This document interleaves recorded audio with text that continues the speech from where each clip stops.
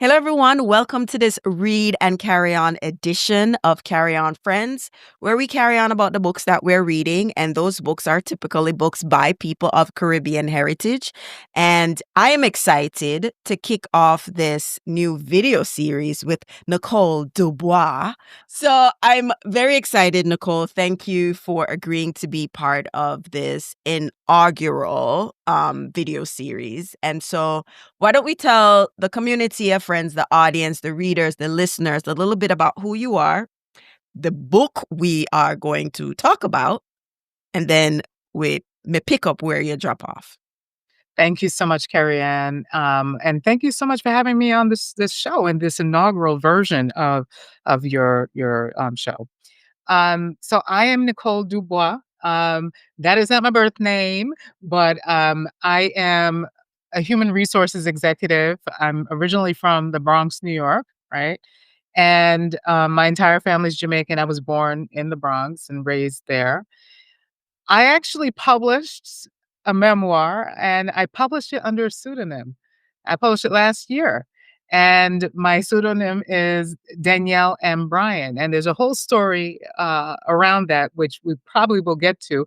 But I chose the name because Bryan is my mother's maiden name, and Danielle is the name that my mother almost gave me. And so until I think it was someone she was working with that said, "Oh, I'm gonna name my dog Danielle," and so she changed her mind, right? So that's how I chose the name, and, I would love to, as we go further in this conversation, talk more about my choice to publish under a pen name, and then to be talking about the book, as me, myself, is like a whole transformative experience, but I'm actually really happy to be doing so today. All right. Before we get into it, did you say a little bit about what the book is about? No, that's right. That's right. That's the important piece, right? The meat of it. So in 2016, I was going through a period of what I refer to sometimes as cascading challenges, right? So one is I was married to someone who I had been with since I was 19. And so for almost 17 years, I was a mother to a child he was about 5 at that time. And, as someone in her mid-30s, was diagnosed with a chronic illness, right? An invisible chronic illness, which is known as multiple sclerosis. So there was like everything on my shoulders. And when I decided that I was going to divorce, I literally wrote my ex-husband a letter and left it on the refrigerator. And I said, by the time you're going to get this, I'm going to be on my way on a plane to Greece, right? And so I took a 2-week journey, solo journey to Greece. I went to Athens, I went to Mykonos, I went to Santorini, and I took my iPad with me and I started writing because that's all I could figure out how to do, right?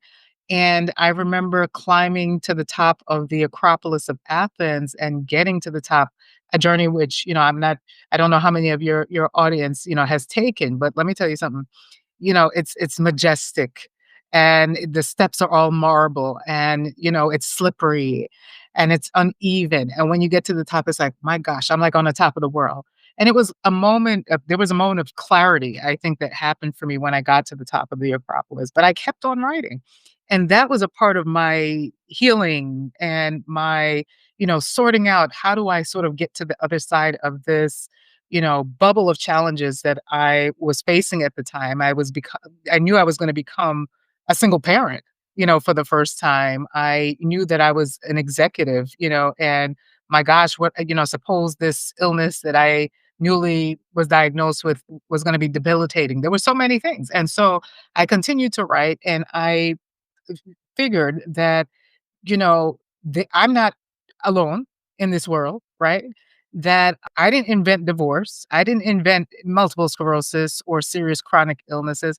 And there has to be some bodies, some women that could connect with my story. Because when I was looking for books that spoke to something similar to my experience, I didn't find any that were written by anybody of color or anybody that was of Caribbean heritage. I didn't. So I said, man, maybe there's something unique about my story and there's a reason not only that I need to do this for my own healing, but there's a reason why I, have a purpose, which is to write my story and to share it with others. So that's what my book is about. All right, wonderful. So we're going to get into the book. The first step me want to ask you, and you kind of allude to it a little bit in the book from your own behavior when you find out you're sick and you try all of your Jesus might to hide it from your coworkers, right? And you a Jamaican family, why you go carry business a road? Why you dey tell all our business? Yeah. No, help me get to how we get from that, not wanting to tell your coworkers you're sick so you can't go to the hospital. Family, we not tell people with Yeah. business, to a memoir, which is literally telling your business. So talk to me about that. All of the business. Yes.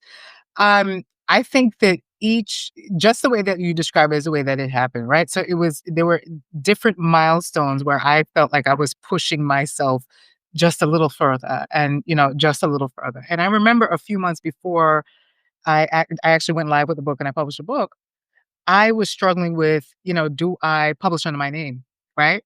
What is my mother going to say? What is my family going to say? And I remember one of the first things I did when I got to that point of my journey is I shared it with my cousin, my dear cousin, which I'm an only child, right? So only children connect with their cousins, right? And so I shared it with my cousin. I was like, take a read, right? Because it talks about the family and everything. And do you think, it goes too far? People are going to be upset. People are going to be mad. And when she read it, and she said she read it in 3 sittings, and it read to her, almost like a novel. I said, okay, maybe I can do this. But I decided almost at the final hour, okay, let me try to protect folks that are mentioned in the story by changing not only their names, but also publishing under this other name. And then lo and behold, Carrie, you know what happened? When I finally published it, my mother, she was like, "Oh, you wrote this whole book about me?" There's one chapter about her, let me tell you. There's 26 chapters in the book, one chapter that says mother. And she said, "You wrote this book about me and everybody knows about it." I said, "How?" So I think in just testing the waters and going just, first it was my editor was reading it and giving me feedback. And then my now new husband, he's not that new anymore, but, read it and friends and so on. And then when I had my cousin read it, I said, okay, I'm a little closer, until ultimately getting to the point when I said, I think I could do this. But I knew at that moment that I wouldn't probably have been able to do it if I published under my real name at that point.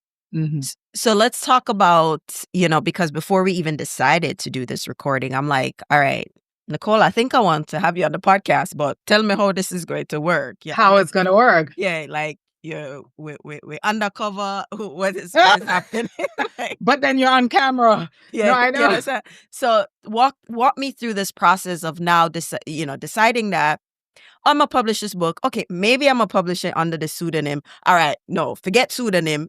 Me, Big Bag Nicole, publishing this book. Yeah, I love the way you put that. Yeah. But so I'll tell you what happened. I last last fall, I actually participated in my first book expo, right? And so, I got the custom tablecloth, everything, and I had my books, and I'm sitting there. And it was actually a phenomenal event here in New Jersey, where I now live. And there was a guest speaker that was a part of the event who is a council person that's local to the town where I live. And so she was talking about personal branding. And she invited authors. There were like maybe 40 something authors that were set up at the event to talk about their own, sort of process of branding and getting their name out and getting their book out and all that. So, me, let me tell you something. I'm an introvert through and through, which doesn't make sense because I wrote this memoir, this personal story. This doesn't make sense. Everything is like contradictory. I get it. Listen, we are Jamaicans. We are walking contradictions. We are beaches. Okay, Our mind with business. listen. Okay. So I said, I raised my hand and I said, I'll take the mic. I took the mic. And so I'm speaking to the room about my own, sort of experience. And I said, well, in my day life, I'm a human resources executive. And so, I wrote this story, but it's sort of personal. And I kind of decided not to expose, the real me. And so in doing so, I had to create different social media accounts. Like I have, social media for the book. And then I have like LinkedIn. I probably got like 6,000 connections or whatever it is, but I have had to keep the two separate. Even on LinkedIn, when I first published a book, I was excited about it. And I said, oh, I want my followers, my connections to know about this book from a friend. Right. And the woman, she responded to me and she said, listen, I need you to hear something from me. She said, you can't be two people, baby. Right. She said, your experience, your journey, your pain, your everything, that is a part of who you are. And Carrie Ann, I got chills in that moment. I felt I like get chills just you saying it. man, the tears started flowing, and I'm not a crier, you know, and the tears started flowing. And I said, she's so damn right. She's damn right. I feel like, so as I was reading the book, you are my cousin Simone, literally, because Really? Simone is her only child. And when me come from Jamaica, I mean, Simone a chat, right? But I feel like, as I was reading it in your experience, I really got it. And which is why when people say, oh, you're Yankee Pitney, you're born here, I'm like, no, you are a Jamaican because you the habits, the mindset, a lot of it you inherit from your Mhm. parents and your family. And I'm not, I just want to be clear. I didn't shame you about not telling the coworkers because best believe a lot of us will do it. Me want to ask you how you're managing now that you're out, that you write this book. How do you manage that with your Yeah. corporate life? Because we have boxes and they don't touch each other because that's what we do. So how are you managing like your professional, head of HR? Because this is what y'all think. She claims that she's head of HR and Mm. Ray Tay Tay, you know? So, No, yeah. No, so it's talk true. to me about, like getting over that mindset. And then we'll talk a little bit about the book. I don't want to give some spoilers, Sure. but there were some things in the No. book where I was just like, go ahead. No, absolutely. So, again, everything is like, I don't know how to say other than tiptoeing and sort of, okay, I went this far, maybe I could go just a few steps further. And so after that experience at the book expo, I came back and I had a conversation with my boss, who's our CEO. And I said, I just want you to know I wrote this book. And she said, what?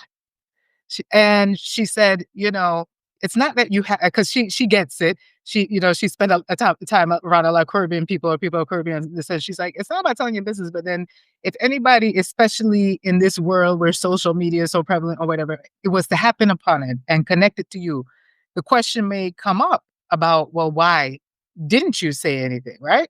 And so, literally, in small ways, whether it's with a direct report here or a colleague there, I've been coming forward, is how I've been describing it. And I recently connected to a colleague who I appreciate 100%. And this colleague, is like a top voice on LinkedIn, right? Somehow found me, and I kept on saying, "How on earth could you find me? You have 100 and some thousand connections." And a part of before the person reached out to me in my, by direct message, they posted something on LinkedIn which said, "This is the photo of somebody with bipolar," right? And they had been a professional and working in the DEI space and a public speaker and speaking all over the world and a published author and all of this stuff, but came with a level of vulnerability that I literally have never seen before and got such a wave of responses and big ups and everything that I remember, and I've said this to her multiple times, and I will say it again. I said, listen, if you could do this, it made me feel just a little bit more like I could do it. And that, you know, actually, if I connect it to my work as an HR executive, I talk about authentic leadership all the time in work and vulnerability in leadership. And so this is like an avenue in my way, in my mind, for sort of leaning into that and being an example of it. I can be vulnerable because what is the shame in, again, I didn't invent divorce. What's the divorce rate in this country? You know what I'm saying? So if I talk about it, okay, and I got remarried, and what? Right? What about that?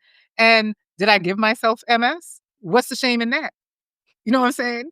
So Listen, why can't I talk about that? me never went, the divorce was minor in all of the story. The divorce was minor in my point of view, but let let's not minor in your life. Obviously, I had way more questions. Oh, okay. But so are you republishing the book, or do you plan to republish under your real name? If you don't have the answer, I'm just I don't know. I've actually received that suggestion. I'm not sure yet, but what I am more sure about is I want to write more. And there's no need for me to write behind, sort of the cover of a pseudonym, right? And it may be that it's not necessarily limited to personal narrative. It may be more related to leadership, but I want to write more, and I'm very clear on that. I'm not sure, if with this particular book, if I would republish it. okay. So Mhm. what I appreciate about the book was, there was a part in the book where um you kind of going through the mindset of how you buck up in a HR, and I it connected in a way because I buck up in a HR, and I'm like, I don't know if I want to really work in HR. It's like it's a miscellaneous job category, for lack of a better word, right? But I Right. appreciated how you kind of went through the career journey and kind of finding yourself in your career and having to deal with many Jamaicans who just say, all right, we are working in a hospital. I'm good with that and want you to work in a hospital. So I appreciated, you know, taking us through that process because I don't, maybe most people take for granted, say, oh, they work a hospital. But like, what if I don't want to do it? Like, what happens? And y- even though you dedicated one chapter to your mom, I already figure out your mom. She very She might be here somewhere. Yeah, She- she very, like do this, do that. But I also appreciated that you showed her vulnerability the way a Jamaican woman is vulnerable. She wanted a divorce from your father, and she tell the judge, say, if me no left him, he might go kill me. And that in and of Yeah. itself doesn't feel like vulnerability, but if you know a Jamaican woman, for her to even say that out loud in Yeah. public in a courtroom, Yeah. that was her defiantly saying enough is enough. And Yeah. either way. So I appreciate those nuances. And that's Mhm, why, mhm. like, a memoir coming from someone who lives in the diaspora, like not a Mhm. story of someone based in Jamaica, because that's a very different telling Yeah, yeah, yeah, of yeah, a yeah, yeah. story than somebody who lives here and have to experience that. So that's what I appreciated about it. Um me really fast about, like, how did Danielle manage the husband a come and go late with no explanation? I said I would have bossy head already, you see, but Let me tell you something. When my mom first read it, she got into the first chapter. This is before she got to the mother chapter, right? She said, "Go on, boxing," you see. that's Yeah, it that's was. all I was saying. So that's why I'm like, by the time you got Yeah. to the divorce, I didn't care. But I said, him lucky say I just papers he gets with him behavior I because know. so that's what I mean. I'm not saying the divorce was nothing. It was just that by the time you got Yeah. there, me did already done off. I'm already done. Yeah, yeah, yeah, yeah, yeah, and, and so that's exactly a part of what I was referring to before because I was connecting with somebody else, I think a different conversation I was having about the book, maybe a year ago or what have you, and we were discussing sort of like the journey around divorce, that it's not always a linear journey, and, I think it's okay to normalize that. This is someone I met when I was 19 years old. He was, like, 21. I effectively grew up with him. right? First, only person I ever lived with at that time, all of that. Then ultimately, with the back and forth and everything, had a child. And so there was that, just sort of like, what do I do with this? And, does it have to be final? There was a piece that I talk about in the book around, so much divorce and separation in my family. So maybe I could be the one that's going to fix it, and change the course, right? And so I put that burden on myself, which, now I can name, and wasn't able to as I was sort of going through it. And so I think that's a part of why it was so important for me to be able to lift up my experience, because I imagine there's people right now, young women right now, or young people right now that are in relationships, even if it's not marriage, that are trying to figure out, what do I do when? You know? And so that, I don't know how else to explain it besides that. I mean, it's been years. I'm almost 45 years old. There's so much that I've learned since then. You know what I mean? But I think that was what was, primarily and then by the time we had a child, then it was, well, we have a child. I was the product of a divorce. I was raised by a single parent. That is the last thing that I wanted from my son. And his father, same thing. You know, and so I was like, "My gosh, maybe there's just some way," but I knew there was a day that came, and especially after the diagnosis of MS, I was like, "No, I can't do this. Nuh-uh. This is not what I'm here for." And my Yeah. son will be better for it, because if his mother is healing not only physically, but emotionally, and is doing what she needs to be well, he's gonna have a different type of mother, different type of life than he would if I drowned in, the pain of, being in a relationship that wasn't serving me. So, yeah. There were a lot of things that I appreciated about the story, the relationship with the grandmother. I have a soft spot for grandmothers because I was my grandmother unbugged. It is what Yeah. it is. I'm the first grandchild, and your grandfather, who was not your biological grandfather, Mhm. but was really that grandfather. I too have a similar Okay, experience with that, okay. right? And you know, it's you can't explain it because if you not tell anybody that you're not related by blood, they would not believe, Yeah, yeah, yeah, yeah. right? But there was one particular scene that I don't remember how I shared it with somebody, but it was just such a poignant story with your aunt who had the addiction. And when she came to your house Yeah, and the salt shaker was the thing that kind of threw her off or something. right. It's like, "What do I do with this grinder thing?" Yes, right? Yeah. And then she didn't come around and she said, because she didn't feel like she was with our people or fit in. And your mother, well, of course you're not fit in. We're not drug addict. Like I was just like, oh my God.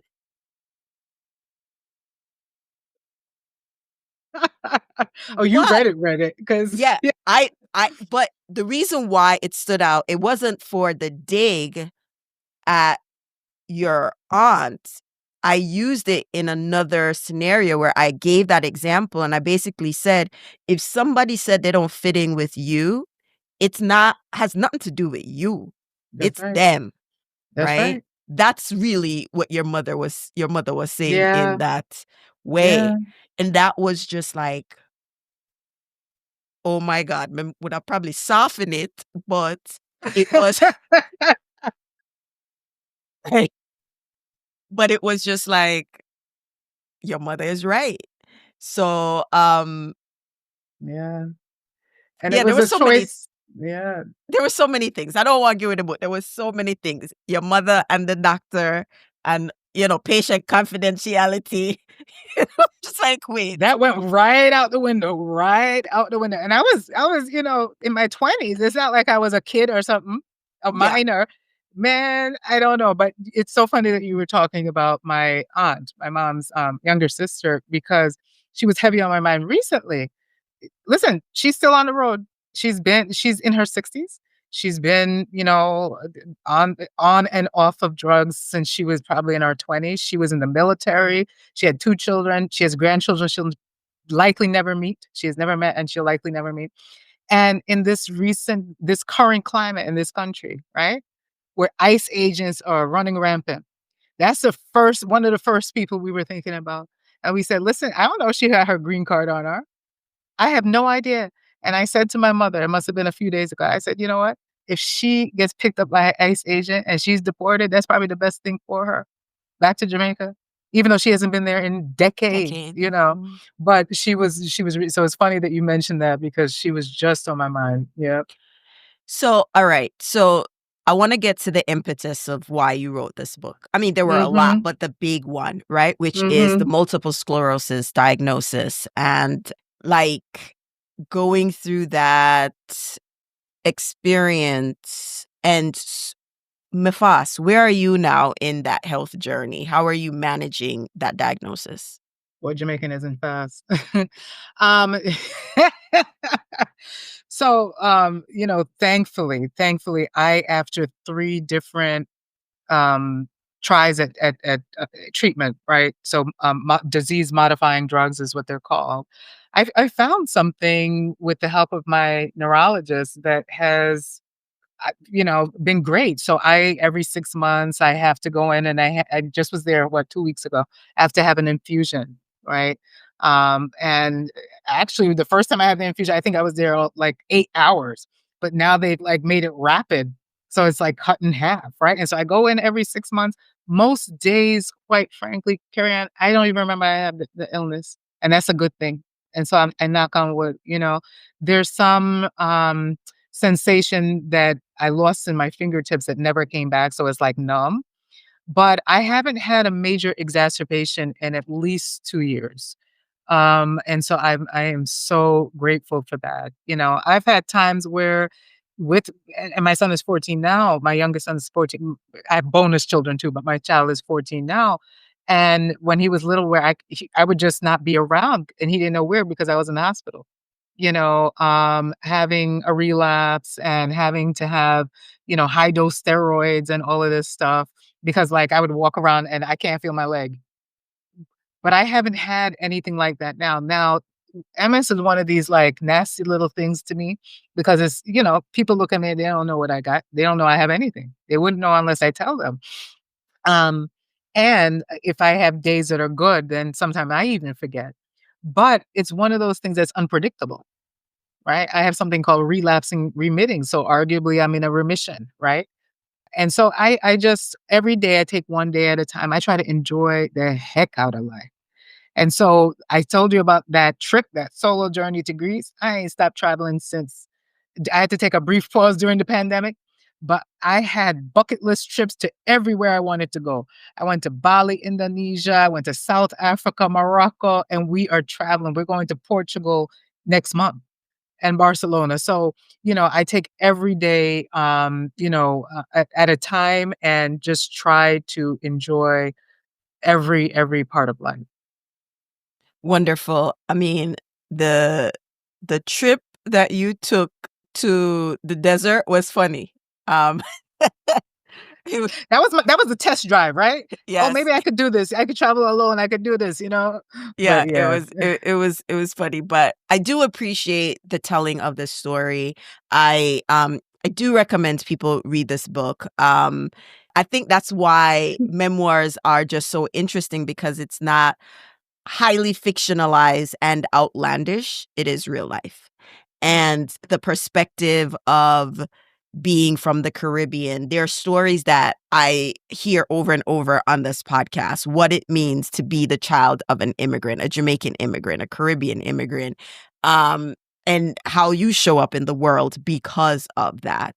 And I Mhm. really appreciated that nuance, relationship with the father and all of that.